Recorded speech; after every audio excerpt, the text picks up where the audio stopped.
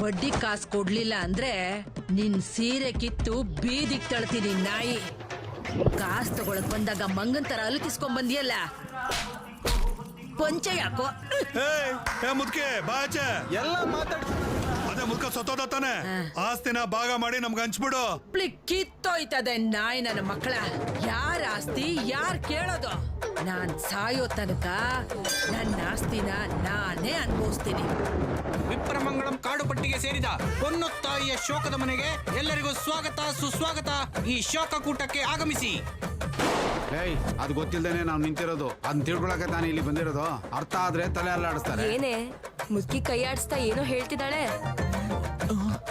ಅವ್ರು ಏನ್ ಹೇಳ್ತಾವ್ರೆ ಅಂತ ತಿಳ್ಕೊಬೇಕು ಅಂತಂದ್ರೆ ನಮ್ಗಿರೋದು ಒಂದೇ ದಾರಿ. ಇಂಥ ಘಟನೆ ಯಾವತ್ತಿಗೂ ನಡೆದಿರಲ್ಲ.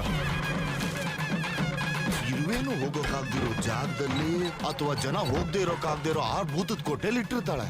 ನಮ್ಮ ತಾಯಿ ಮೆದಳನ್ನ ತೆಗೆದಿರೋ ಫೋಟೋ ಇದ್ರಲ್ಲಿ ಏನಾದ್ರೂ ಜಾಗ ಕಾಣಿಸೋ ಸಾಧ್ಯತೆ ಇದೆಯಾ?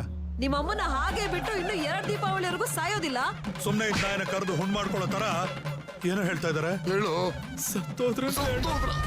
ಇರುವೇನು ಹೋಗೋಕಾಗ್ದಿರೋ ಜಾಗದಲ್ಲಿ ಅಥವಾ ಜನ ಹೋಗದೆ ಇರೋಕಾಗ್ದೇ ಇರೋ ಆ ಭೂತದ ಕೋಟೆಯಲ್ಲಿ ಇಟ್ಟಿರ್ತಾಳೆ. ಅಜಯ್, ಹೆಂಗಿದ್ ಮೂವಿ? ಚೆನ್ನಾಗಿದೆಪ್ಪ, ಚೆನ್ನಾಗಿದೆ.